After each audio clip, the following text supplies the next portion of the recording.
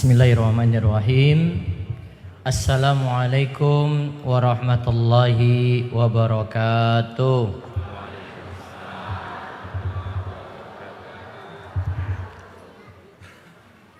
Alhamdulillahirabbil alamin. Nahmaduhu wa nasta'inuhu wa nashkuru ala kulli ni'matin an'ama biha alaina zahiratan wa batinatan.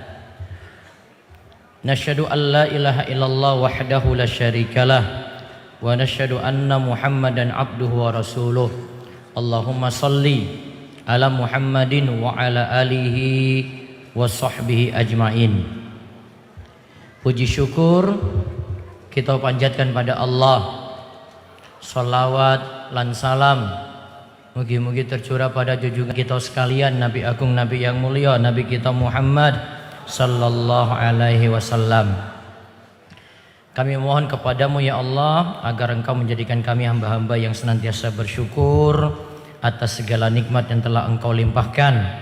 Jangan biarkan kami lalai dari mengingat dan mensyukuri segala karunia-Mu, baik yang kami sadari maupun yang tidak kami sadari.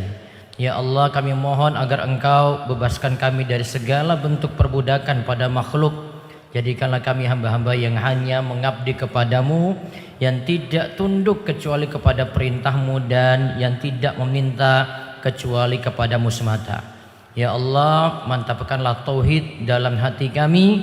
Jangan biarkan syirik kecil atau besar menyusup ke dalam jiwa kami. Jadikanlah kami hamba-hamba yang senantiasa bertauhid, yang berpegang teguh pada keyakinan bahwa Engkau satu-satunya Rabb yang layak untuk disembah.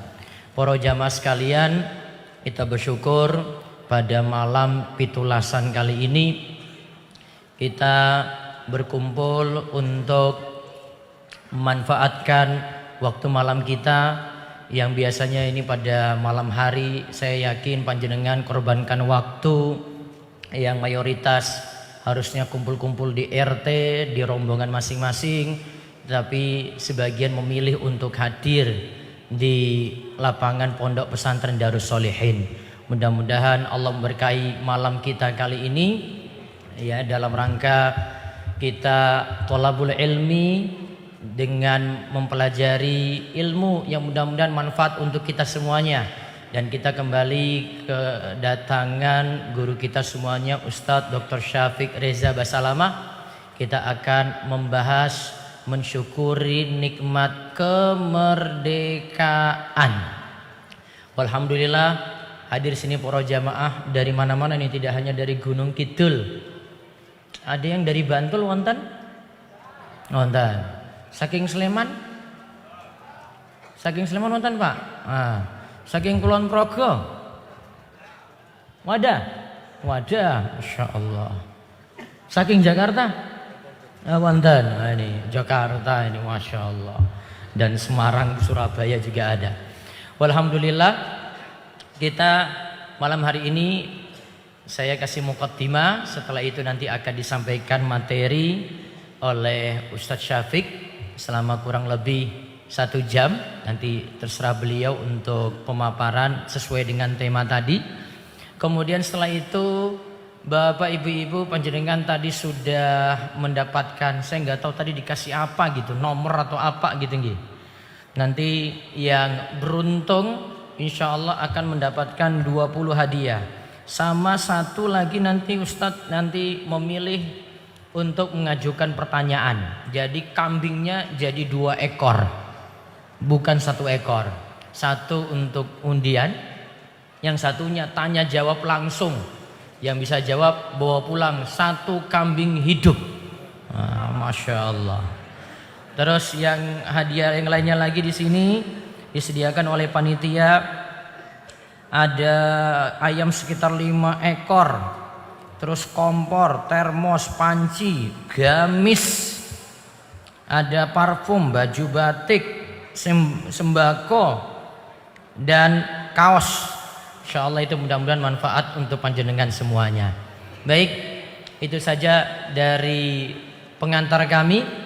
Mohon disimak baik-baik, kurangi hal-hal yang tidak manfaat. Semuanya fokus untuk mendengar, mencatat faedah-faedah penting, bisa lewat catatan panjenengan atau lewat gawai atau HP, monggo. Yang penting menyimak, tidak mengganggu kanan kiri, dan semoga Allah Subhanahu wa taala memberikan manfaat untuk pertemuan kita pada malam hari ini. Ya, kami persilakan pada Ustaz Syafiq untuk menyampaikan materi. Falyatafaddal mashkura. Bismillahirrahmanirrahim. Yang saya hormati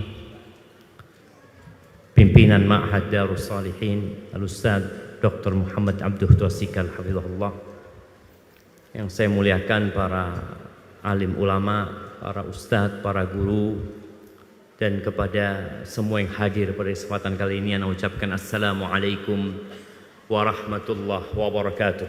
Waalaikumsalam warahmatullahi wabarakatuh. Alhamdulillah, sebuah ucapan yang senantiasa mendampingi hidup kita,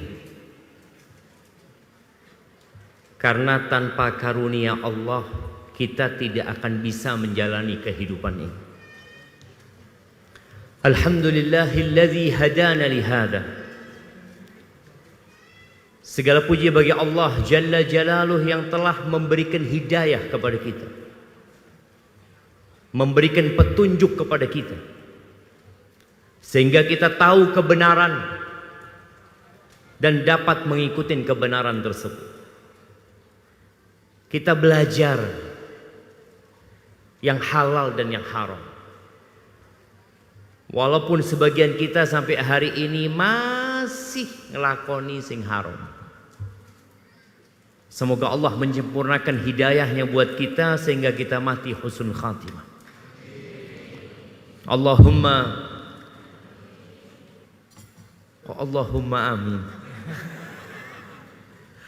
Allahumma salli wa sallim wa zid wa barik wa an'im ala abdika wa rasulika sayyidina wa maulana wa habibina wa syafi'ina Muhammad wa ala alihi wa ashabihi ajma'in. Ya Allah, semoga salawat dan salam, berkah dan nikmat senantiasa Engkau curahkan untuk hamba kekasih-Mu, untuk baginda Nabi kita Muhammad alaihi salatu wassalam, untuk keluarga beliau, untuk istri-istri beliau, untuk putra-putri beliau, dan untuk seluruh sahabat Nabi. Semoga Allah meridai kita bersama mereka. Amma ba'd. Bicara syukur, nikmat yang banyak itu dan dalam jangka waktu yang panjang membuat kita lupa mensyukuri.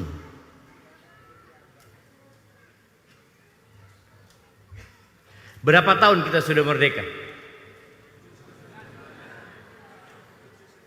79. Ada enggak bapak-bapak di sini yang lahir sebelum tahun 45? Udah habis kan? Iya. Artinya kita tidak pernah merasakan penjajahan. Kebanyakan yang hadir di sini lahir sudah merdeka. Tidak pernah merasakan bagaimana kerja rodi. Tidak pernah merasakan bagaimana suara meriam itu berdentuman di kampungnya. Tidak melihat bagaimana orang-orang dibantai oleh Belanda, kemudian oleh Jepang. Tidak merasakan bagaimana tokoh-tokoh masyarakat itu diasingkan.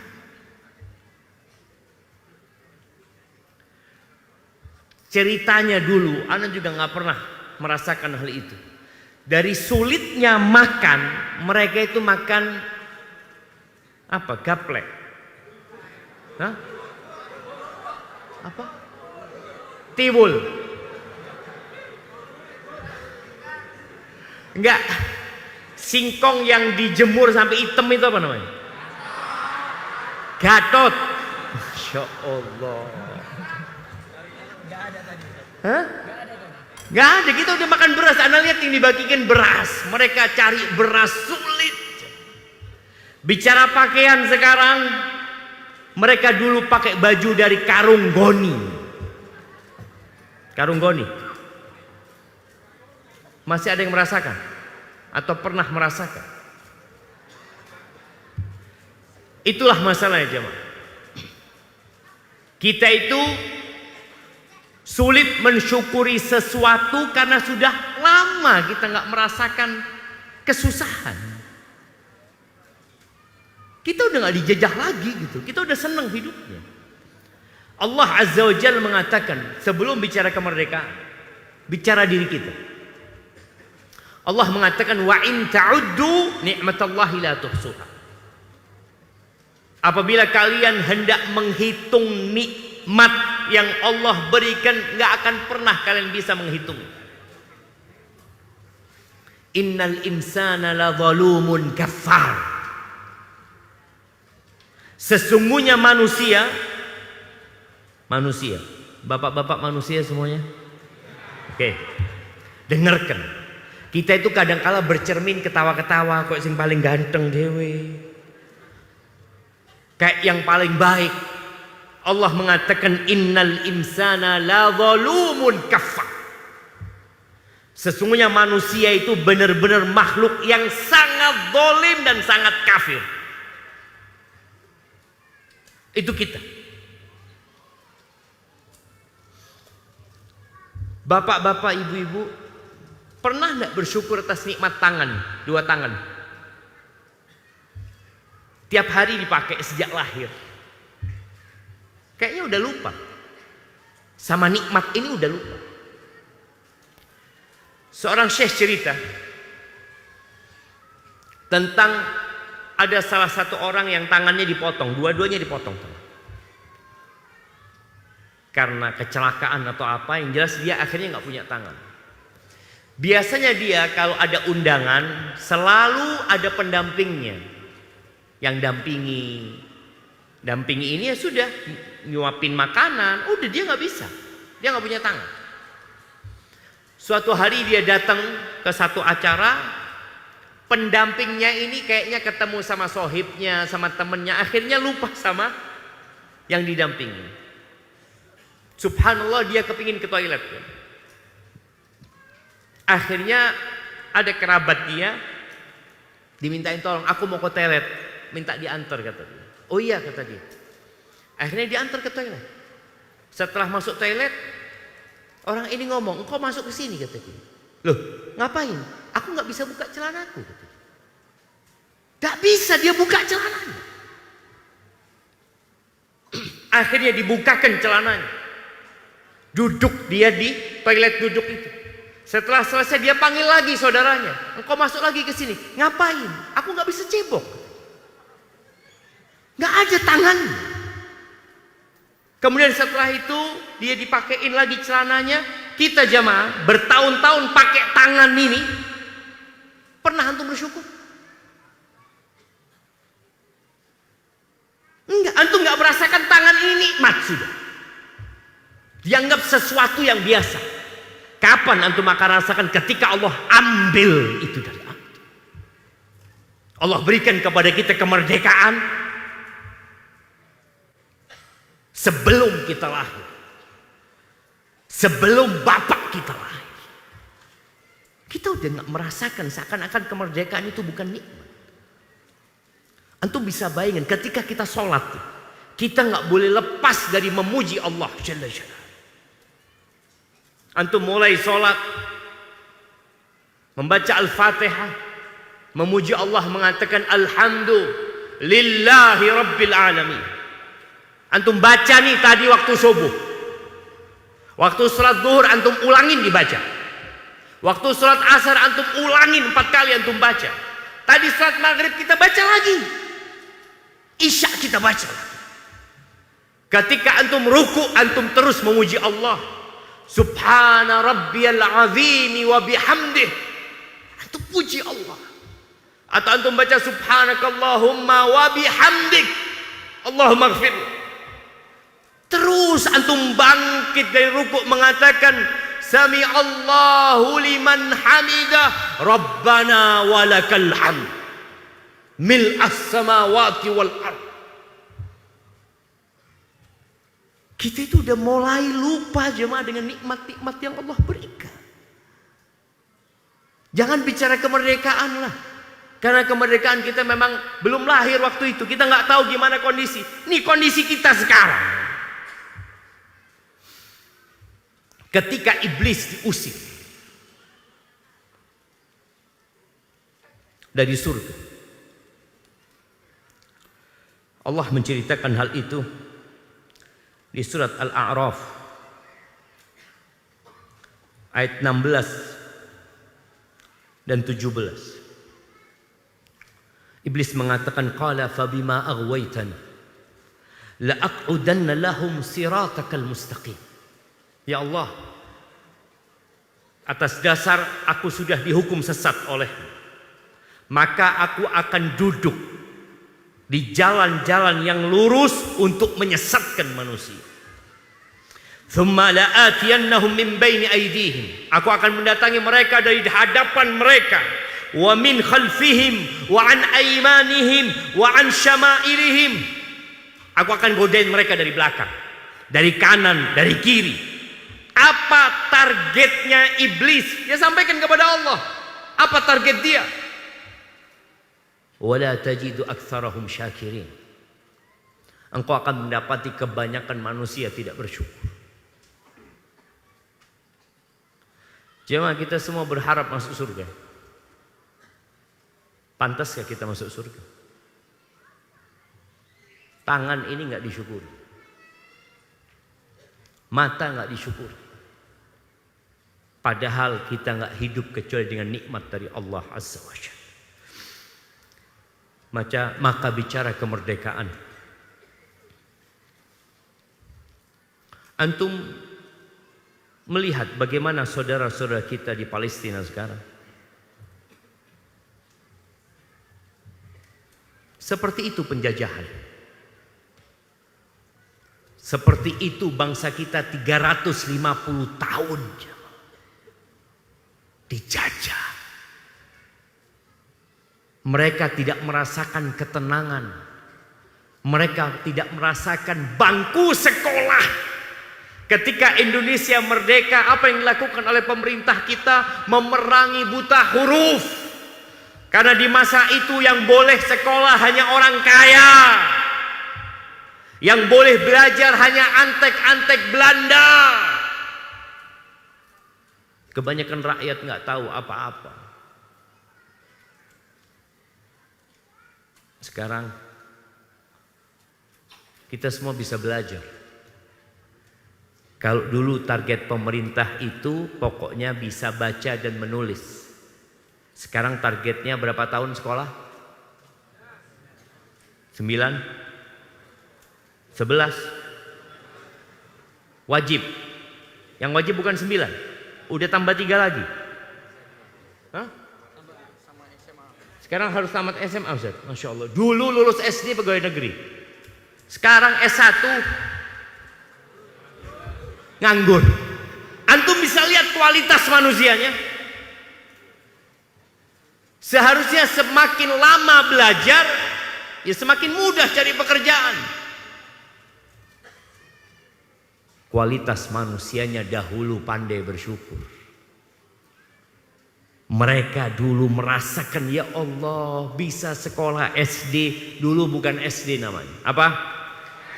SR. Sekolah rakyat.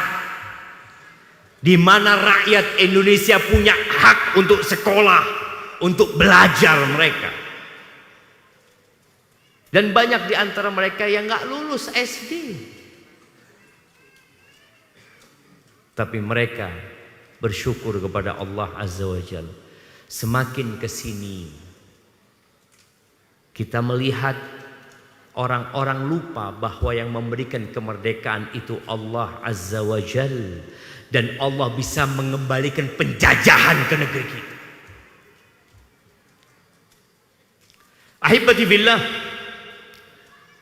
mensyukuri nikmat yang Allah berikan dengan 3 hal. Yang pertama, dengan hati. Yang kedua dengan lisan. Yang ketiga dengan raga. Ibu-ibu bersyukur nggak dapat suami? Bapak-bapak bersabar nggak dapat istri? Loh, ya apa sih? Ibu-ibunya bersyukur, bapak-bapaknya bersabar. Nggak seneng dapat istri. Ibu-ibu bersabar apa bersyukur? Syukur jemaah. Padahal kebanyakan wanita masuk neraka karena ndak syukur. Perempuan itu lebih kuat sabar menghadapi bojo-bojone kayak gini. Tapi bicara syukur sekarang, yang Allah katakan la in syakartum la azidannakum. Apabila kalian bersyukur, aku akan tambah. Wallah jamaah, kalau semua kita berdoa minta sama Allah dan semua permohonan kita Allah kasih, kerajaan Allah tidak akan berkurang sedikit pun. Allah itu maha kaya, Allah itu maha luas nikmat. Wala in kafartum inna azabi la syadid. Tapi kalau kalian kufur, maka sesungguhnya azabku itu keras. Satu dosa Nabi Adam diturunkan dari surga. Satu dosa. Dikasih semua nikmat. Targetnya iblis bagaimana Nabi Adam tidak bersyukur. Yang iblis inginkan bagaimana Nabi Adam melanggar setelah dikasih nikmat sama Allah. Bisa makan apa saja yang berada di surga. Tapi kemudian melanggar. Apa hukumannya? Diturunkan dari surga. Maka kita akan perjelas tentang syukur ini, agar kita benar-benar mensyukuri kemerdekaan kita dan agar Allah tidak ambil itu nikmat dari kita. Yang pertama, kalau bicara syukur dengan hati, Allah berfirman di surat An-Nahl ayat 53. Allah mengatakan wa ma bikum min ni'matin faminallah. Tidak ada satupun nikmat yang ada pada diri kalian melainkan itu dari Allah Azza wa Jalla. Bukan karena usaha kita. Yang pintar karena belajar, enggak. Allah yang kasih kepintaran. Makanya kalau bicara Indonesia merdeka atas apa? Rahmat Allah Azza wa Jalla. Bukan karena usaha dari pahlawan-pahlawan. Bukan karena perjuangan mereka 350 tahun berjuang jamaah. Allah gak kasih. Tapi kemudian Allah berikan itu nikmat. Maka yang harus ada dalam hati kita, meyakini nikmat itu dari Allah Azza wa Jalla. Tumbuhkan di hati kita keyakinan itu. Apapun nikmatnya. Bisa sholat Isya tadi, antum baca apa? Alhamdulillah 33 kali. Alhamdulillah, alhamdulillah, alhamdulillah, alhamdulillah. Nanti antum mau tidur, dianjurkan baca Alhamdulillah 33 kali. Kenapa kok banyak Ustaz? Karena nikmat Allah nggak bisa dihitung. Dan pujian antum kepada Allah terhitung. Maka hati kita mulai hari ini, hilangkan dari perasaan yang namanya berbangga diri dengan usaha, berbangga diri dengan kerja keras. Yang ada ini nikmat murni dari Allah Azza wa Jalla. Dan ya, kita perlu sama anak-anak kita juga Bercerita sama mereka. Bapaknya mau cerita apa? Bapaknya nggak pernah merasakan penjajahan. Bapaknya juga merasakan yang nikmat-nikmat juga. Baca sejarah rel kereta api yang dari Anyer sampai ke Panarukan, itu 1000 kilo. Itu siapa yang bangun? Belanda. Belanda insinyurnya. Belanda yang nyuruh bangun. Tapi yang bekerja itu nenek moyang kita. Di bawah rel kereta api itu ada banyak jenazah mereka yang berjuang. Yang ketika mereka sudah sakit dikuburkan di sana. Kita tinggal melewati. Berapa banyak kita melihat sekarang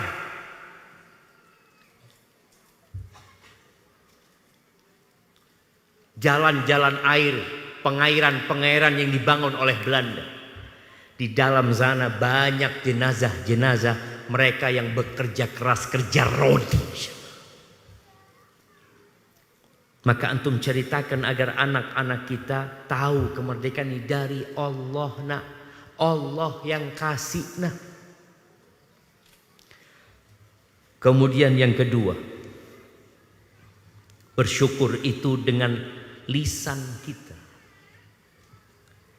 Hati meyakini bahwa itu nikmat dari Allah. Lisan memuji Allah Jalla Jalaluhu. Nabi Sulaiman ketika beliau melihat singgasana Ratu Balqis di hadapannya, apa kata Nabi Sulaiman? Siapa yang ingat? Ada hadiahnya Ustaz yang bisa jawab. Nah, apa kata Nabi Sulaiman ketika melihat singgasana Ratu Balqis ada di hadapannya?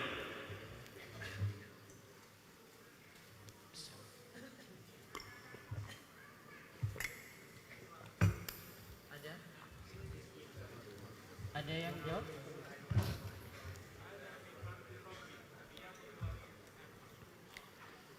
Ashkur am akfur? Barakallahu fikum. Apa artinya? Allahu Akbar. Sering kita ngelihat ya, kasih hadiah Ustaz, Masya Allah. Minyak goreng. Tes. Nanti ambil kambing nanti terakhir. Dikasih kambing? Iya. Masya Allah. Dapat kambing antum sudah jemaah. Hadza min fadli Rabbi. Kayaknya dimatikan memang.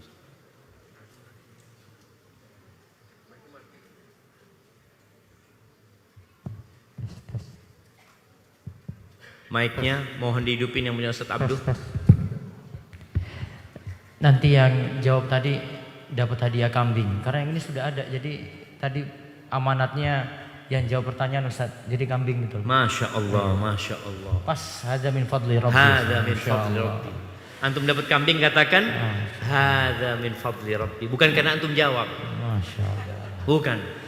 Karena Allah mau kasih karunia. Boleh jadi antum jawab dikasih kaos tadi sama Ustaz Abdul. Tapi kalau Allah berkehendak, Allah kasih. Hadza min fadli Rabbi. Ini karunia dari Tuhanku. Ini dari karunia Tuhanku. Tujuannya apa kita dikasih karunia? Tujuannya apa kita dikasih nikmat? Liyabluwani. Untuk menguji aku. Itu Nabi Sulaiman. Aashkuru am akfur? Aku mensyukurinya atau aku kufur terhadap nikmat? Itu yang seharusnya memuji Allah dengan lisan. Hati meyakini muncul di lisannya hadza min fadli Rabbi. Bukan mengatakan oh iya saya memang pinter Ustaz. Saya sudah belajar dari dulu. Jangan seperti Qarun. Sama Qarun juga berkata dengan lisannya. Ketika Allah berikan nikmat kepada Qarun, harta yang berlimpah ruah yang sampai kuncinya itu dipikul, kuncinya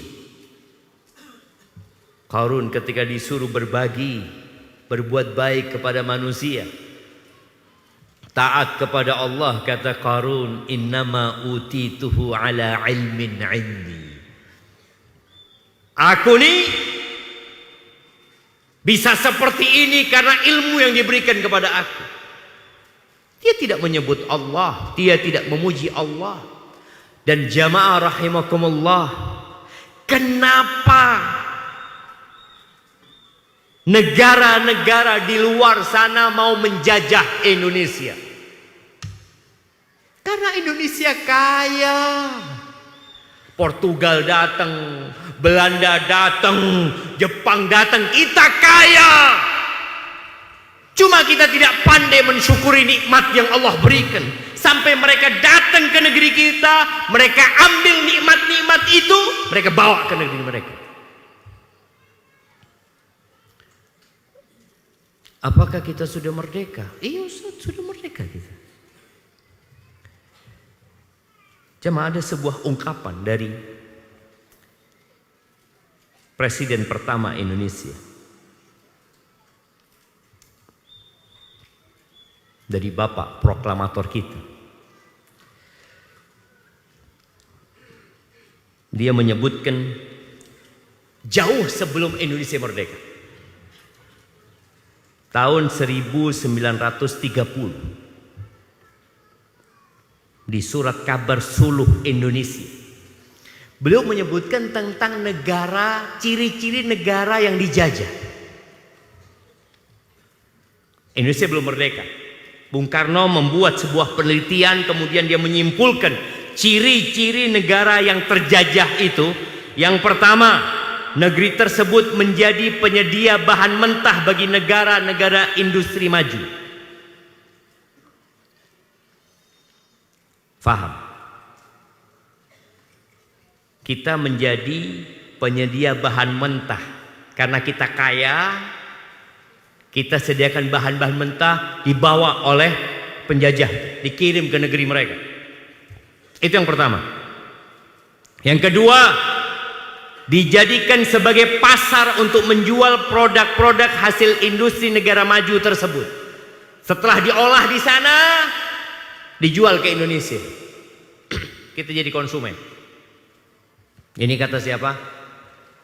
Kata Bung Karno. Yang ketiga, negeri jajahan dijadikan tempat memutakan surplus kapital yang didapat dari kegiatan ekonomi mereka demi mendapatkan rente. Mereka minjamkan uang ke negeri itu. Negeri ini berhutang kepada siapa? Kepada penjajah. Kemudian kita membayar bunganya. Subhanallah. Ini ucapan Bung Karno, tulisan Bung Karno tahun 1930. Sebelum kita merdeka.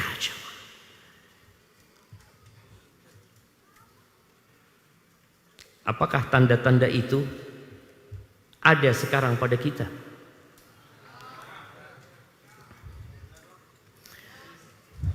Apa penyebabnya? Sepertinya kita belum bersyukur. Memang penjajahnya pergi, sempat kita itu merasakan kemerdekaan. Tapi yang namanya negara-negara itu tidak ingin kita merdeka. Mereka tetap ingin menghisap. Seperti lintah yang menghisap darah. Kelamaan orang itu dihisap darahnya oleh lintah, dia akan lemes. Apa penyebabnya? Kayaknya kita kurang bersyukur. Perbanyak memuji Allah dengan lisan kita. Ceritakan tentang nikmat. Kita itu sering cerita sama orang nikmat apa kesusahan. Sambat oleh nikmat meneng, insyaallah anteng. Sedangkan Allah mengatakan wa amma bi ni'mati rabbika fahaddits. Adapun dengan nikmat yang Allah berikan kepadamu itu ceritakan. Ceritakan Allah kasih nikmat gitu. Tidak sombong. Sombong itu kalau dia berbangga diri. Dia ngomong alhamdulillah Allah kasih anak aku. Ini nikmat. Dia bikin akikoh, ngundang tonggon. Dikasih nikmat, syukuran. Kita sering dengar kalimat syukuran. Dikasih nikmat. Cerita alhamdulillah anak dikasih mobil sama Allah. Dikasih istri yang soleha. Jangan diam dok. Istri ini dielak-elak dok. Itu tidak bersyukur. Dan sebagian wanita tidak bersyukur juga. Yang dia ceritakan hanya tentang kekurangan suaminya. Bojoku, bojoku. Loh.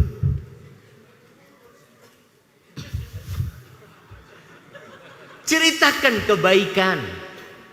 Begitu pula kita ceritakan tentang kebaikan Allah kepada kita. Allah itu maha baik sama aku gitu. Jangan ketika engkau susah saja satu kampung tahu. Sepeda motornya hilang, sak gunung kidul tahu. Waktu dia beli motor nggak ada yang tahu. Sampai orang ngomong, loh hilang. Kapan antum beli motor? Kok nggak pernah cerita beli motor? Dia sembunyikan, takut tonggonya nyelang, takut dipinjam sama tetangganya. Maka tolong puji Allah SWT. Perbanyak mengucapkan alhamdulillah, alhamdulillah, alhamdulillah. Antum naik motor alhamdulillah. Lihat negeri ini masya Allah jalannya bagus. Kita tuh bersyukur nggak atas nikmat aspal yang ada jemaah? Apa yang dilakukan ketika naik motor? Alhamdulillah, alhamdulillah. Yang ada kalau bolong dipisui kabeh. Lu kemarin alus gak bersyukur. Maka bolong di jalan itu untuk mengingatkan kita kepada nikmat. Agar kita, ya Allah ternyata le aspale api iku nikmat ya Allah. Cuma selama ini kita biasa-biasa aja. Yang mudah jalan kebut-kebutan. Membuat orang tidak merasakan kenyamanan. Tidak bersyukur. Maka tolong ceritakan nikmat. Tapi sekali lagi bukan dengan sombong. Hanya untuk menyatakan Allah itu baik. Dan para orang tua ketika makan, ceritakan nikmat kepada anaknya. Ini nikmat kemerdekaan, kita bisa makan kayak gini nak. Makan nasi, ceritakan gimana nasi ini bisa sampai sini nak. Dulu sebelum merdeka tidak ada nasi nak. Yang makan nasi cuma orang-orang kaya. Hanya penjajah. Kemudian di situ ada ikan umpamanya ikan goreng. Nah, engkau tahu nih gimana ikan bisa sampai ke meja kita padahal kita ada di gunung. Emangnya ikannya naik gunung? Tidak. Ada nelayan yang nyari. Mereka meninggalkan keluarganya, mereka mancing, mereka jaring, mereka jual ke pasar. Itu engkau cuma tinggal makan nak. Engkau tinggal makan. Gimana kalau engkau setiap mau makan harus turun ke pantai mancing? Baru bisa sarapan, baru bisa makan siang.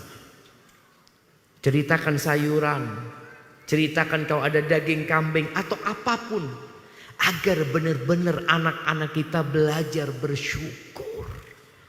Dan ingatkan juga sebelum merdeka nah.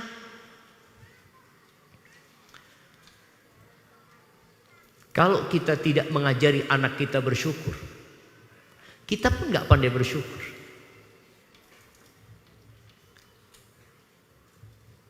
Yang ketiga, bersyukur dengan raga kita. Ini yang berat. Kalau cuma meyakini dengan hati, ya sudah kita yakini. Kalau hanya memuji Allah, lisan kita bisa berzikir 100 kali mengatakan Alhamdulillah, alhamdulillah, alhamdulillah, alhamdulillah, alhamdulillah, alhamdulillah, alhamdulillah. Subhanallah wa bihamdi, subhanallah wa bihamdi, subhanallah wa bihamdi. Mudah. Tapi yang ketiga, bagaimana nikmat yang Allah berikan itu dijaga dengan raga kita. Menggunakan nikmat itu dalam ketaatan kepada Allah Azza wa Jalla. Allah menciptakan kita untuk mengabdi kepadanya. Wa ma khalaqtul jinna wal insa illa liya'budun. Tidaklah aku ciptakan bangsa jin dan manusia kecuali untuk beribadah kepadaku. Satu tujuan. Udah dikasih kemerdekaan, udah bebas beribadah. Dulu kalau mau berangkat haji susah jamaah, harus izin sama Belanda. Pulang dari haji diawasi sama Belanda. Kenapa dulu jamaah haji itu pakai topi putih? Itu pengawasan dari Belanda menurut beberapa sejarawan, supaya Belanda tahu, oh ini sudah pulang haji. Jangan sampai dia memprovokasi rakyat untuk merdeka. Karena jemaah haji dulu ketika haji belajar di sana di masa sebelum kemerdekaan. Maka ahibati fillah, Allah mengatakan i'malu ala Dawud syukra. Di surat Saba ayat 13 Allah mengatakan i'malu, kalian beramallah dengan raga kalian sebagai bentuk syukur kepada Allah Azza wa Jalla. Jadi syukur itu bukan hanya mengucapkan alhamdulillah, tapi bagaimana nikmat yang Allah berikan itu kita gunakan dalam ketaatan. Rasulullah sallallahu alaihi wasallam 13 tahun hidup di Mekah setelah menjadi Rasul. Ditindas, disiksa, sampai akhirnya Nabi kita Muhammad alaihi salatu wasallam hijrah ke kota Madinah. Ternyata di kota Madinah kondisi ekonomi sulit, tapi ada nikmat. Ekonomi sulit, apa nikmatnya? Nikmatnya bisa bebas beribadah. Yang awalnya di Mekah nggak bisa bangun masjid, ketika datang ke kota Madinah yang pertama dibangun adalah masjid. Ini sebagai bentuk syukur kepada Allah Azza wa Jalla. Baik, secara ekonomi sulit, terkadang beliau berpuasa berhari-hari karena nggak ada makanan di rumah. Dan ternyata orang-orang musyrikin tetap menyerang kota Madinah, ingin membantai Rasul sallallahu alaihi wasallam dan para sahabatnya. Perjuangan belum selesai, pamannya meninggal dunia, dibelah perutnya, dikeluarkan jantungnya, sahabat-sahabatnya dimutilasi, dipotong hidungnya, dipotong telinganya, sallallahu ala nabiyina wasallam. Dan ternyata beliau sholat sampai bengkak kakinya. Kita ini yang sudah dikasih kemerdekaan pernah sholat sampai bengkak kakinya. Yang ada main sepak bola sampai bengkak kakinya, main voli sampai bengkak tangannya. Ada yang beribadah sampai bengkak kakinya. Aisyah radhiyallahu taala anha heran ketika melihat Nabi alaihi salatu wasallam salat sampai bengkak kakinya. Kata Aisyah radhiyallahu taala anha, "Ya Rasulullah, alaika salatu wassalam ya Rasulullah, atasna'u hadha wa qad ghufira laka ma taqaddama min dhanbika wa ma ta'akhkhar." Wahai Rasulullah, engkau melakukan ini, kok bisa lakukan ini? Padahal Allah sudah mengampuni dosamu yang dulu dan yang akan datang. Selesai sudah. Kira-kira bapak-bapak, ibu-ibu, kalau dosanya sudah diampuni, masih sholat? Berhenti sholat, alhamdulillah selesai. Supaya kita tahu kita nggak pandai bersyukur. Nabi SAW ketika ditanya itu beliau mengatakan, Ya Aisyah, afala akunu abdan syakur. Wahai Aisyah, apa nggak pantas aku menjadi hamba yang bersyukur kepada Allah Azza wa Jalla, yang pandai bersyukur? Karena Allah mengatakan, wa qalilun min ibadiyas syakur, sedikit dari hamba-hambaku yang pandai bersyukur. Jamaah rahimakumullah, dulu ada negeri namanya Sabah. Negeri Sabah ini ada di Yaman. Kita sering mendengarkan ungkapan beberapa ustadz, beberapa ulama, beberapa kiai ketika mereka menyampaikan tentang Indonesia. Mereka mengatakan mudah-mudahan Indonesia menjadi baldatun thayyibatun wa rabbun ghafur. Semoga menjadi negeri yang penuh dengan kebaikan, penuh dengan kemakmuran, penuh dengan kesejahteraan, dan diampuni oleh Allah Azza wa Jalla. Itu Sabah. Baldatun thayyibatun wa rabbun ghafur, itu Sabah. Dan Sabah itu hilang sekarang.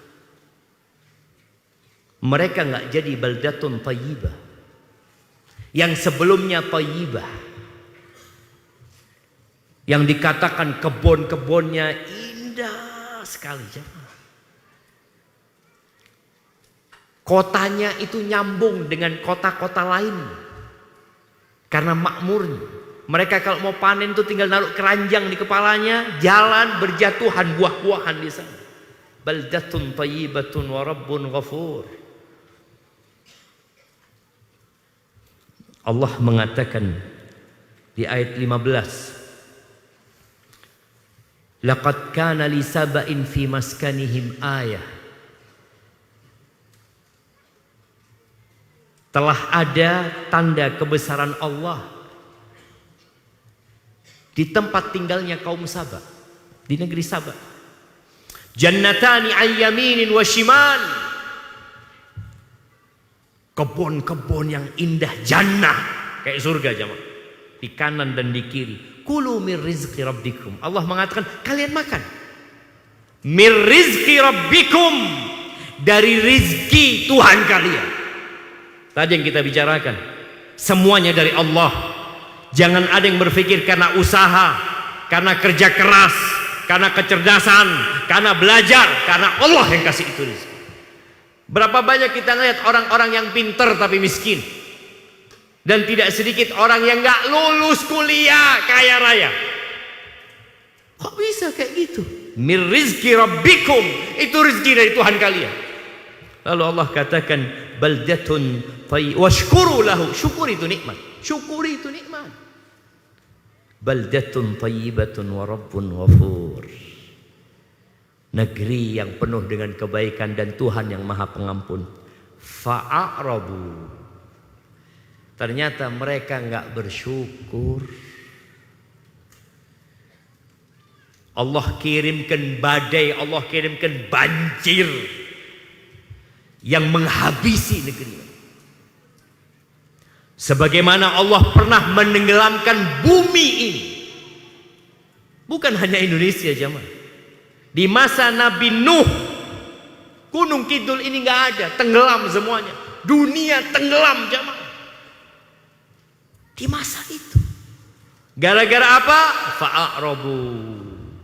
Gara-gara berpaling dari nikmat Allah, dari peringatan Allah, tidak bersyukur kepada Allah, maka Allah akan berikan penghidupan yang susah. Dan itu sudah terjadi dengan Sabah. Mungkinkah itu terjadi di Indonesia? Mungkin. Kenapa tidak? Apa kelebihan di Indonesia? Oh, orang-orangnya taat, bersyukur kepada Allah. Ya, kalau bersyukur Allah tambahin nikmatnya. Tapi kalau kufur, apa yang terjadi di negeri Sabah bisa terjadi di negeri kita.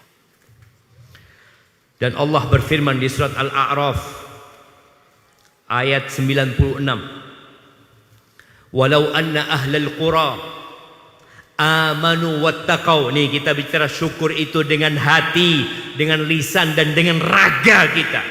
Andai kata penduduk negeri itu beriman dan bertakwa, melaksanakan perintah Allah, menjauhi larangannya, apa yang akan terjadi?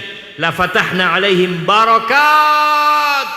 Kami akan membukakan berkah-berkah buat mereka, minas sama'i wal ard, dari langit dan dari bumi. Allah akan bukakan. Walakin kadzabu, tapi yang jadi masalah mereka ingkar, mereka mendustakan, mereka tidak beriman, mereka tidak menjalankan perintah Allah yang haram dilakoni. Seakan-akan perintah agama tidak penting. Padahal ketika antum mati, antum tidak akan ditanya dari Gunung Kidul atau dari mana. Antum akan ditanya man rabbu, siapa Tuhan? Siapa yang kau sembah? Man nabiyuk, siapa nabimu? Madinuk, apa agamamu? Enggak ditanya engkau orang mana. Ahibati fillah, ada 5 perkara yang jangan sampai itu menimpa kita.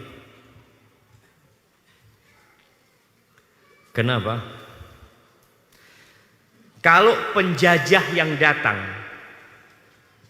siap untuk berperang semuanya? Jamaah, kalau ada Belanda datang lagi, Australia datang lagi, berani kita menghadapi mereka? Kira-kira kita menang atau kalah?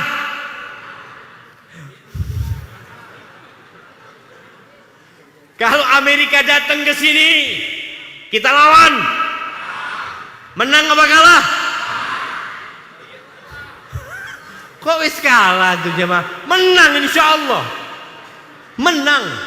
Intan surullah yansurkum. Kalau Allah menolong kalau kalian menolong Allah, Allah akan menolong kalian. Kita nggak boleh kabur, kita hadapin sampai titik darah penghabisan. Sebagaimana pahlawan melakukan itu. Tapi kalau kita perang sama Allah, mungkin menang? Nggak mungkin. Rasulullah sallallahu alaihi wasallam mengatakan dalam hadis riwayatkan Ibnu Majah. Beliau mengatakan kepada para sahabatnya, ya ma'syarul muhajirin, wahai kaum muhajirin. Kaum muhajirin ini yang dulu hidup ditindas di Mekah, seperti dijajah mereka di negeri mereka sendiri. Rumah-rumah mereka, usaha-usaha mereka, tapi oleh kaum Quraisy yang musyrik mereka ditindas. Mereka nggak merdeka. Maka kemudian mereka merdeka, hijrah sampai ke kota Madinah. Sudah hidup senang.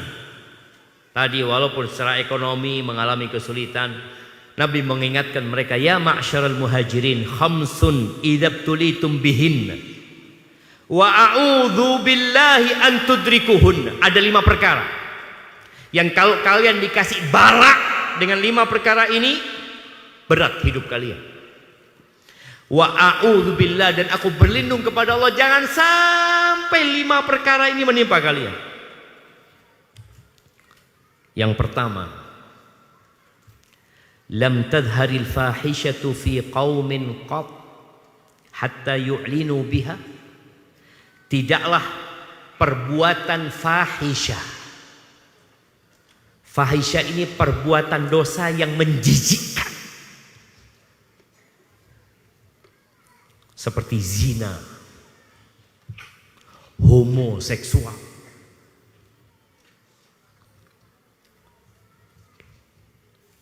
Tadi malam ya, istri anak itu bacakan berita. Bang, udah dapat berita. Apa namanya? Anak SD umur 10 tahun pesta seks. Umur 10 tahun. Na'udzubillah.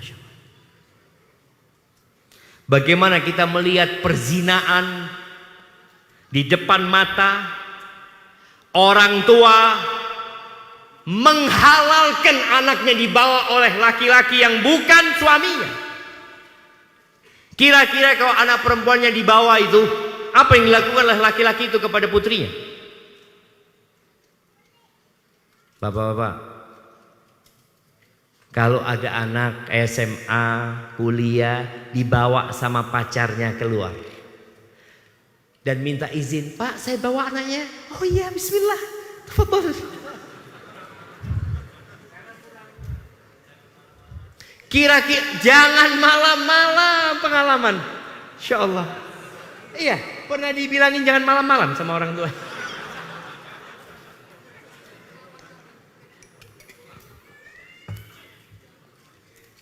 Apa? Kita biarkan. Allah mengatakan wala taqrabuz zina. Jangan mendekati zina. Ternyata kita melepas anak-anak untuk berzina. Yang namanya perselingkuhan di dunia kerja jangan ditanya. Kumpul laki perempuan jadi satu. Kenapa sih?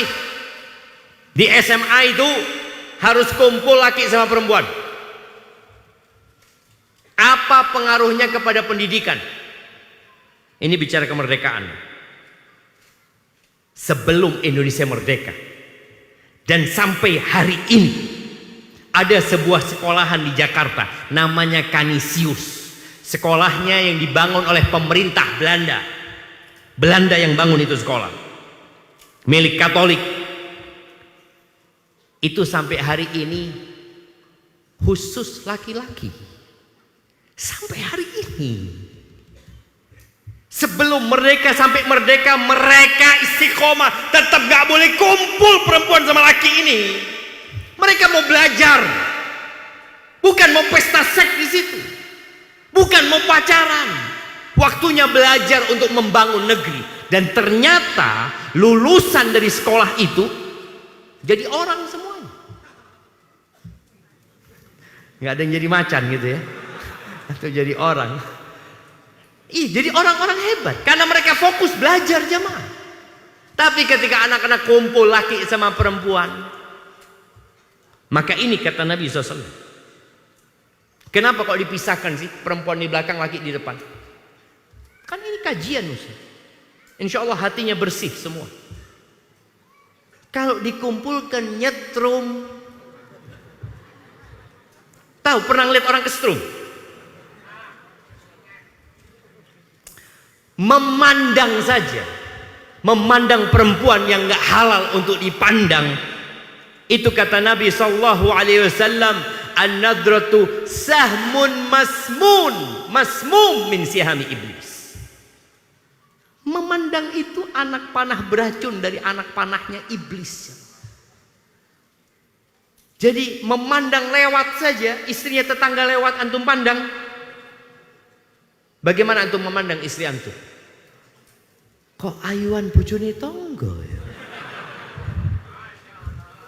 Masya Allah. Makanya rumput tetangga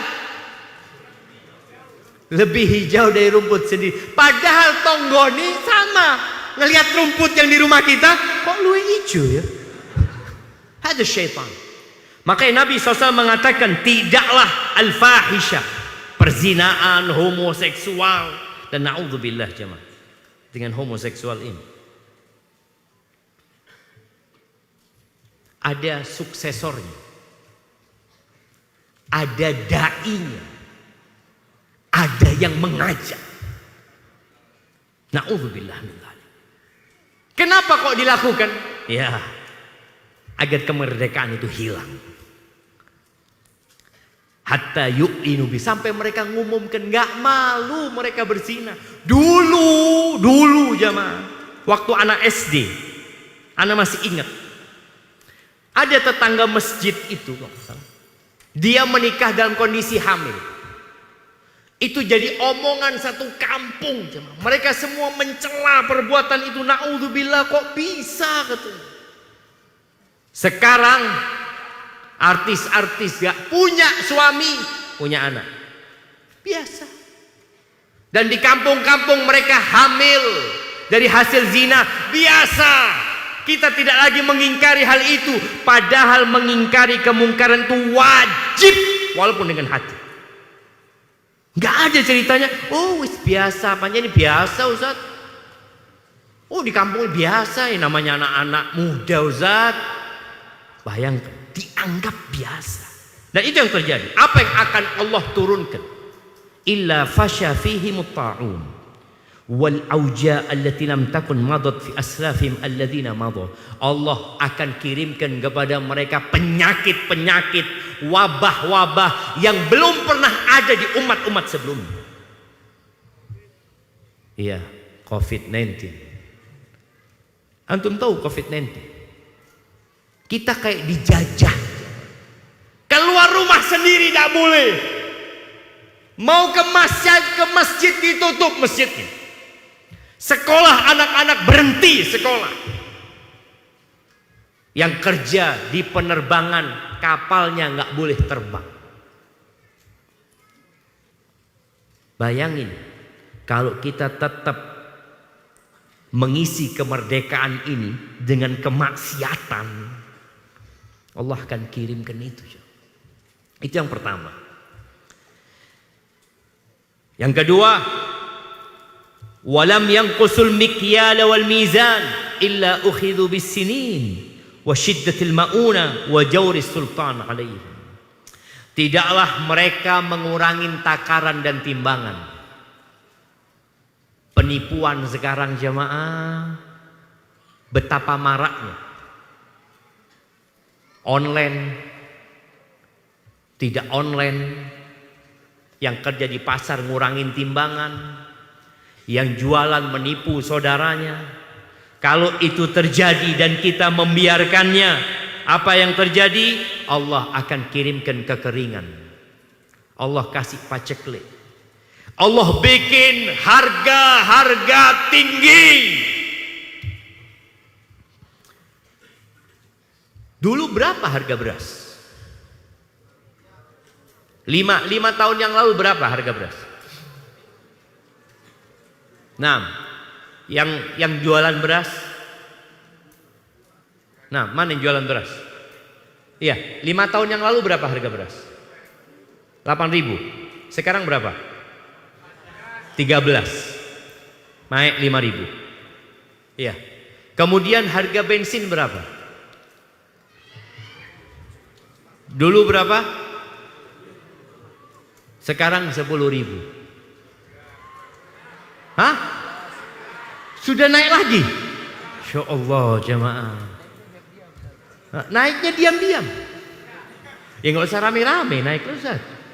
Artinya kita lihat semua jadi mahal. Semua jadi sulit. Kenapa seperti itu? Kita nggak mensyukuri kemerdekaan. Kita melakukan penipuan. Dan subhanallah, termasuk azab dari Allah, Allah kasih pemimpin yang zalim. Kita kan sering mengatakan, oh gara-gara pemimpin yang zalim ini. Bukan, gara-gara kitanya yang tidak bersyukur dengan nikmat yang Allah berikan. Yang namanya penipuan dari bawah, jangan bicara di atas.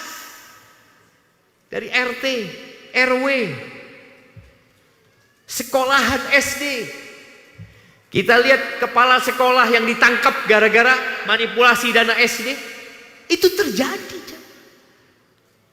Kalau itu yang terjadi, Allah akan berikan hukuman. Apa hukumannya? Jelas. Allah kasih kesulitan di ekonomi, harga-harga mahal, dikasih pemimpin yang zalim mereka. Kemudian yang ketiga, walam yamna'u zakata amwalihim illa muni'ul qatra minas sama. Dan apabila mereka tidak menunaikan zakat. Zakat ini kalau 100 juta berapa zakatnya? 2,5 juta. Kalau 1 M 25 juta. Kalau 1 triliun 250 1 triliun 25 miliar 250 juta. Hah? Ya apa sih? Kalau 1 triliun berapa zakatnya?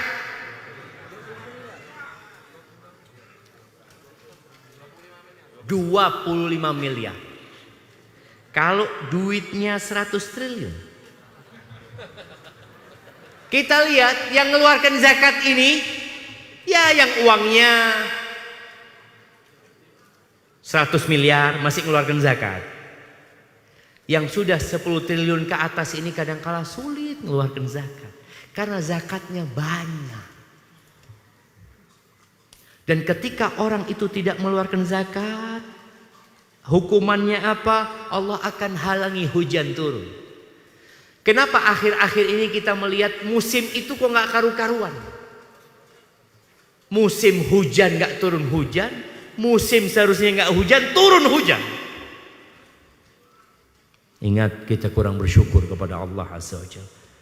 Kemudian yang keempat, walam yanqudu ahdallah wa ahda rasulih. Nih, yang bisa menyebabkan penjajah balik ke negeri kita. Dan tidaklah mereka melanggar perjanjian sama Allah dan Rasul. Kita punya perjanjian. Kita hamba Allah Azza wa Jalla. Kita punya ketentuan-ketentuan yang harus kita amalkan. Kalau kita melanggar ini, kita berkhianat, Allah akan kirimkan musuh yang menguasai kita. Sebagian yang dimiliki oleh negeri kita diambil sama musuh. Dan itu sudah terjadi. Maka hendaklah kita introspeksi diri setelah kita merdeka. Boleh jadi negeri kita akan terpecah-pecah, dicaplok sana, dicaplok sini. Apa penyebabnya? Kita nggak bersyukur atas nikmat kemerdekaan. Kita nggak bertakwa kepada Allah Azza wa Jalla. Kalau musuh datang kita bisa menghadapi. Tapi kalau musuh itu hukuman dari Allah, selesai. Dan yang terakhir, yang kelima, wa ma lam tahkum a'immatuhum bi kitabillah wa yatakhayyaru mimma anzalallah illa ja'alallahu ba'sahum bainahum. Dan tidaklah pemimpin-pemimpinnya meninggalkan berhukum dengan kitabullah, tidak mengambil aturan dan hukum dari sana yang Allah sudah tetapkan untuk maslahat manusia. Mereka maunya sendiri. Apa yang terjadi? Allah jadikan mereka berpecah belah. Mereka berantem di antara mereka sendiri. Kita niki bineka tunggal ika. Kita beragam. Ketika kita meninggalkan aturan-aturan Sang Pencipta, maka yang akan terjadi peperangan saudara. Na'udzubillah min dzalik. Ahibati fillah. Setiap sholat, sebelum engkau salam atau sesudah salam, jangan lupa untuk membaca Allahumma a'inni ala dzikrika wa syukrika wa husni ibadati. Ajarin anaknya, baca artinya, ya Allah bantulah aku ya Allah untuk dapat berzikir mengingatmu, bersyukur atas nikmat yang engkau berikan kepada kami, dan agar beribadah yang baik. Barakallahu fiik. Aqulu qawli hadza wa astaghfirullah li wa lakum wa lisairil mu'minin wal mu'minat fastaghfiruhu innahu huwal ghafurur rahim. Ana kembalikan ke Ustaz Abduh. Barakallahu fiik.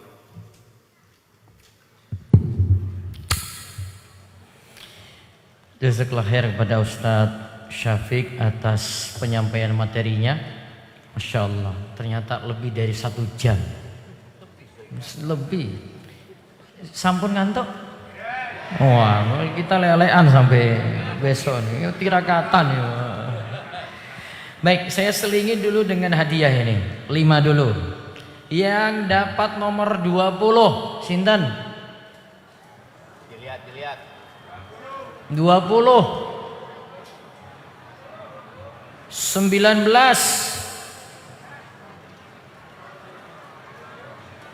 Kokam coba nanti bantu untuk lihat. Kokam 20, 19, 18, 17, 16 disiapin. 20 sembako, 19 sembako, 18 sembako. Sembako yo beras.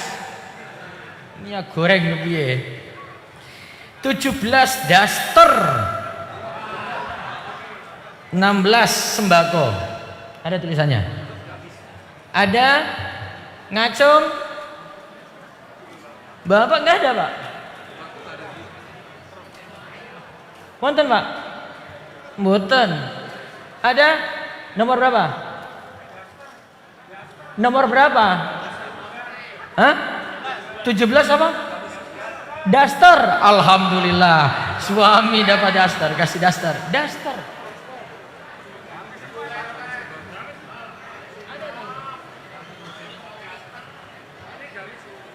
Daster. Cari nanti kesini Pak ya. Ada itu. Satu lagi sebelum tanya jawab. Pokoknya yang nomor 16 sampai 20 nanti maju. Bisa belakangan nggak apa-apa. Terus hadiah utama terakhir. Nomor 15 daster. Nomor 14 kaos kaki. Sama. Nomor 13 baju batik. Nomor 12 parfum. Nomor 11 parfum. Nomor 10 gamis. Nomor 9 panci. Nomor 8 termos. Nomor 7 kompor. Maju nanti ya. Terakhir nggak apa-apa.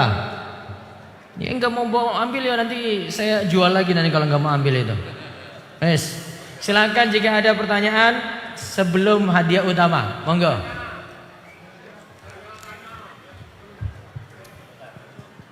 Baik. 1 2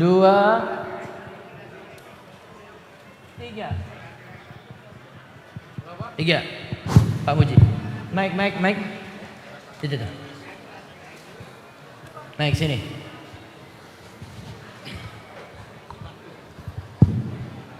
Ini Pak. Ini mic sini. Oke. Ibu-ibu tenang. Masih ada dia utama.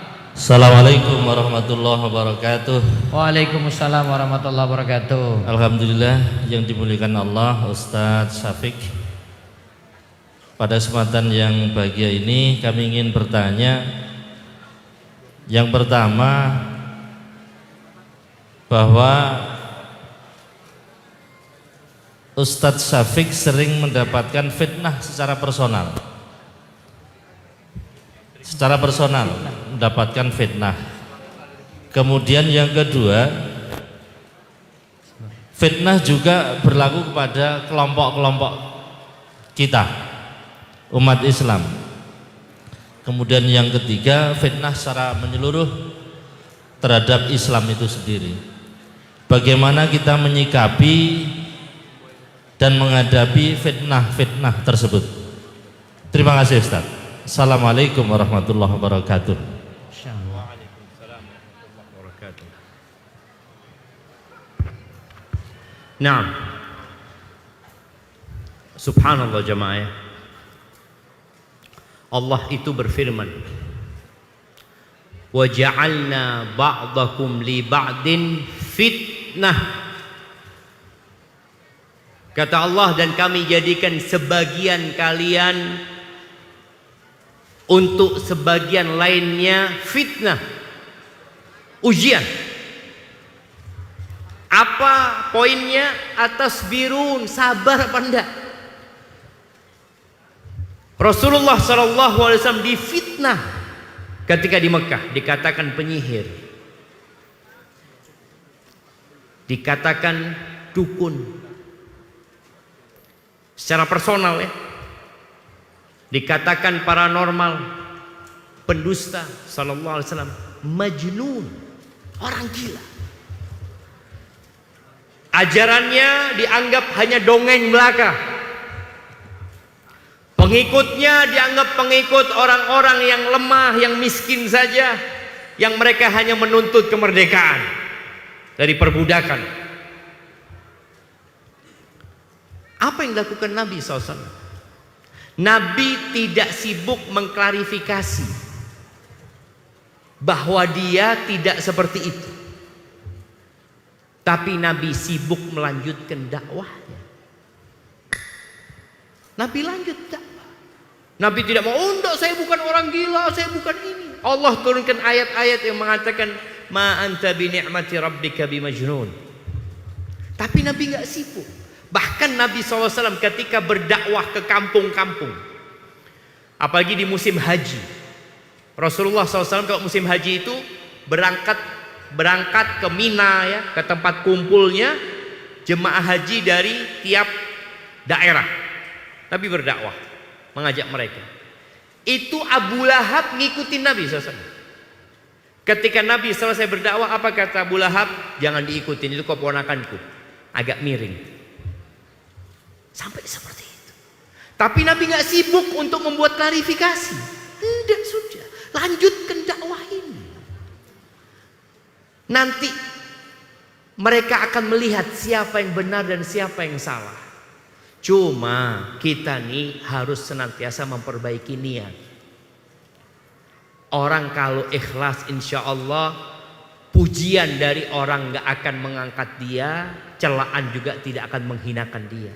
Karena yang dia cari memang ya sudah, Anda ada urusan gitu loh. Engkau memuji aku, engkau mau mencela aku, urusanku bagaimana menyampaikan agama Allah ini.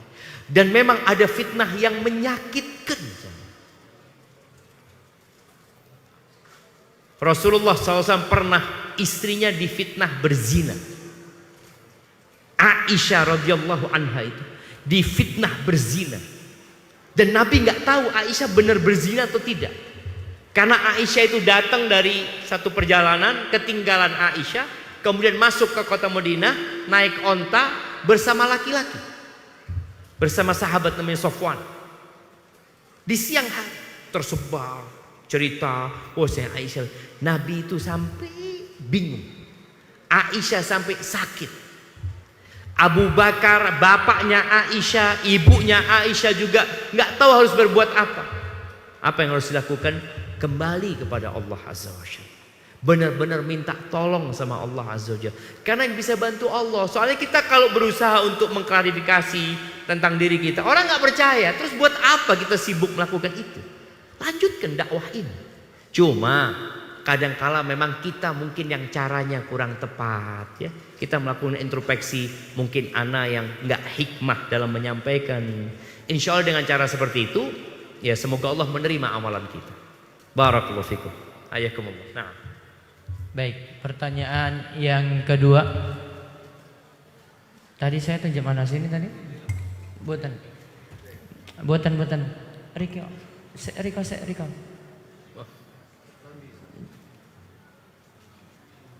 Enggak, tadi saya tunjuk mana? Itu beliau. Nggih, monggo. Baik. Assalamualaikum warahmatullahi wabarakatuh. Waalaikumsalam warahmatullahi wabarakatuh. Terima kasih atas waktunya Ustadz. Karena pada malam hari ini kita hadir dalam pengajian ini dalam rangka untuk memperingati hari kemerdekaan sekaligus dalam rangka untuk mensyukuri nikmat Allah.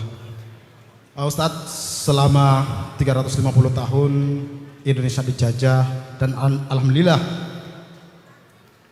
karena atas karunia Allah, nikmat Allah, kita diberi kemerdekaan dan hingga hari ini sudah berusia 79 tahun. Untuk itu pada hari ini bahkan puncaknya besok pagi dari ujung Sabang sampai Merauke sama-sama ikut merayakan bendera merah putih, semuanya dikibarkan dari Sabang sampai Merauke untuk mensyukuri nikmat Allah. Nah, dalam hari untuk perayaan kemerdekaan beberapa hari kemarin muncullah satu aturan yang begitu kontroversial, bahwa aturan yang dikeluarkan itu seolah-olah merusak keberagaman Indonesia atau merusak Bhinneka Tunggal Ika, yaitu kepada paskibra putri disuruh untuk tidak memakai jilbab pada saat upacara kemerdekaan. Nah, saya minta tanggapan Ustadz sekaligus pencerahan untuk kita semua pada malam hari ini. Terima kasih, saya kembalikan. Assalamualaikum warahmatullahi wabarakatuh. Waalaikumsalam warahmatullahi wabarakatuh.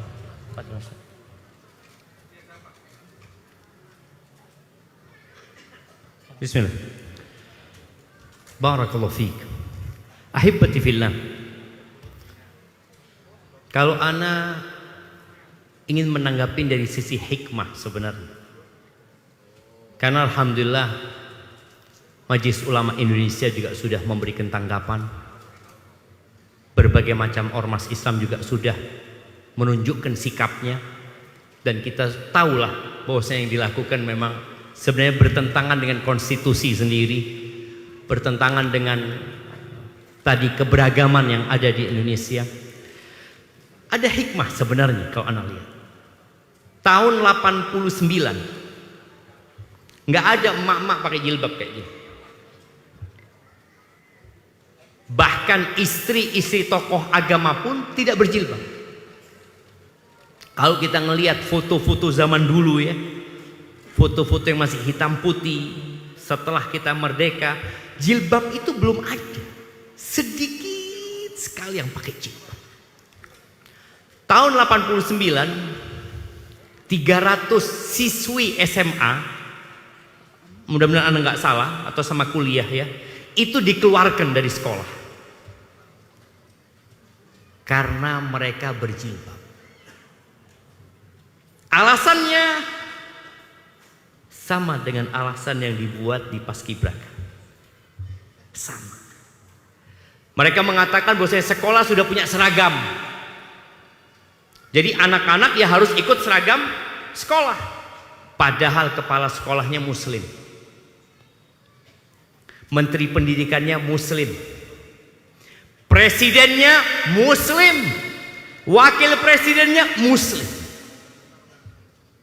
Tapi memang Allah kalau ingin sebuah kemuliaan itu diangkat, maka Allah jadikan sebab-sebabnya.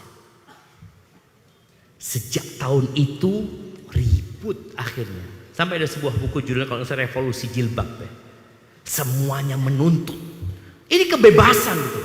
Kita ini Pancasilanya ketuhanan yang Maha Esa. Kemudian semua orang punya kebebasan, dijamin kebebasan. Ini namanya orang merdeka gitu.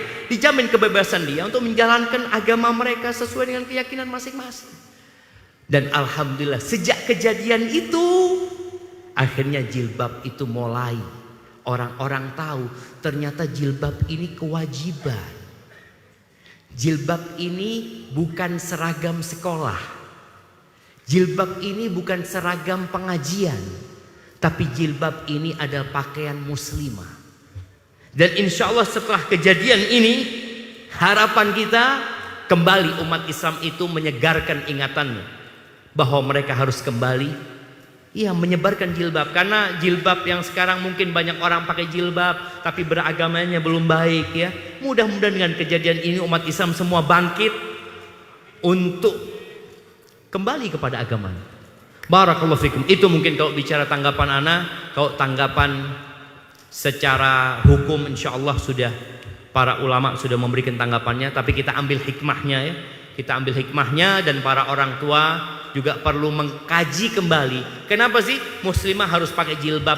Apa tujuannya? Tujuannya demi menjaga kemerdekaan para wanita. Tujuannya agar para wanita tidak dieksploitasi kecantikannya, tidak dieksploitasi tubuhnya, dijual hanya untuk kesenangan kaum laki-laki. Antum lihat iklannya mobil, siapa di sampingnya? Perempuan. Iklannya rokok. Yang menjajakan rokok itu siapa? Yang beli.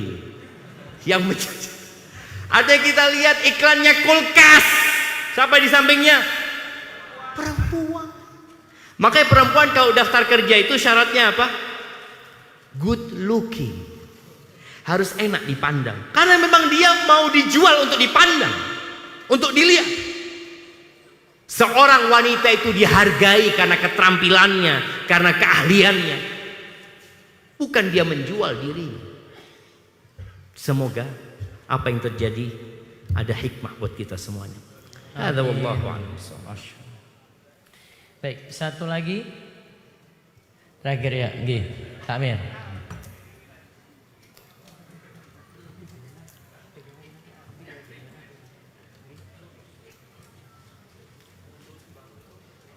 Nggih. Monggo. Sampun. Dinaikkan dikit. Coba mas. Ya.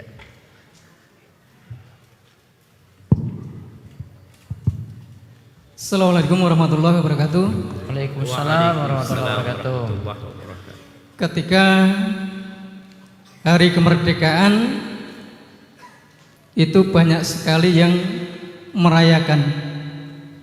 Yang ingin saya tanyakan tentang apa syarat merayakan perlombaan itu diadakan di masyarakat. Demikian yang saya tanyakan. Assalamualaikum warahmatullahi wabarakatuh. Waalaikumsalam. Nah, jamaah. Ya, berkaitan dengan lomba-lomba yang diadakan demi memeriahkan acara kemerdekaannya, maka seharusnya semua kembali kepada agama Allah Azza wa Jalla. Ada perlombaan yang sebenarnya hanya akan mendatangkan murka Allah. Ada perlombaan mungkin yang boleh-boleh saja. Ada perlombaan yang haram. Ada perlombaan-perlombaan yang memang di situ ada unsur kebaikan. Seperti perlombaan membaca Al-Quran, menghafal Al-Quran. Kalau dulu perlombaan yang diperbolehkan bahkan disyariatkan ya. Perlombaan memanah umpamanya. Sesuatu yang menumbuhkan keahlian untuk menghadapi menjajah sebenarnya. Bukan perlombaan yang hanya untuk ketawa ketiwi. Kan kita lihat kebanyakan perlombaan itu ya tidak menambah kepintaran orang, tidak menambah ilmu seseorang, tidak menambah kekuatan fisik seseorang ya. Maka itu yang mungkin perlu diperhatikan. Adapun bicara hadiah yang didapatkan juga. Ada hadiah yang mengandung unsur judi. Maka jangan sampai itu terjadi. Kadang-kala lombanya sudah nggak boleh sebenarnya, kemudian ada unsur judi di situ ya. Sehingga harapannya semua yang mengadakan acara hendaklah bertakwa kepada Allah Azza wa Jalla. Dan juga mengisi kemerdekaan ini sebenarnya tadi seperti yang kita bicarakan, bukan dengan lomba-lomba tersebut. Coba dilihat, coba dipelajari. Bagaimana sebenarnya yang dilakukan oleh umat Islam pada tahun 1946, 47, 48, 49, 50, 51. Kok sekarang jadinya seperti ini gitu ya. Maka itu mungkin yang perlu jadi perhatian. Dan sejatinya umat Islam itu sendiri kalau bicara hari bersenang-senangnya umat Islam itu adalah Idul Fitri dan Idul Adha. Dan ketika Idul Fitri, Idul Adha seharusnya kita itu bersenang-senang. Bikin lomba-lomba itu di Idul Fitri. Orang tua ya ngumpulkan keluarganya, ya itu waktu bersenang-senang sebenarnya. Hadza wallahu a'lam bissawab. Nah. Baik. Cukup Ustaz ya. Barakallahu. Baik, ini pengumuman terakhir yang dapat nomor 6, ayam 1 ekor. Nomor 5 ayam 1 ekor. Nomor 4 ayam 1 ekor. Nomor 3 ayam lagi. Nomor 2 ayam lagi. 5 ekor berarti. Ayam jago Ustaz. Ayam jago ya. Ayam jago sama ada ayam potong kayaknya. Terus yang dapat nomor 1 kambing. Silakan nanti menuju ke depan nanti dengan Pak Indut Kokam nanti akan bantu untuk penyerahan hadiah-hadiah. Sembako tadi dapat minyak, ada juga gula, ada kaos, gamis dan seterusnya. Semoga manfaat. Tolong bantuannya Kokam untuk sterilkan jalan dulu biar jamaah tidak ganggu kanan kiri. Ya, jamaah tenang dulu, nggak boleh gerak dulu nggih sampai Ustadz keluar dengan selamat sampai di masjid nantinya. Monggo bisa ditertibkan dulu, jamaah tenang. Kita bersyukur pada Allah atas selesainya kajian pada malam hari ini. Semoga Allah berikan kebaikan kita semuanya. Kita tutup dengan doa kafaratul majelis. Subhanakallahumma bihamdika asyhadu an la ilaha illa anta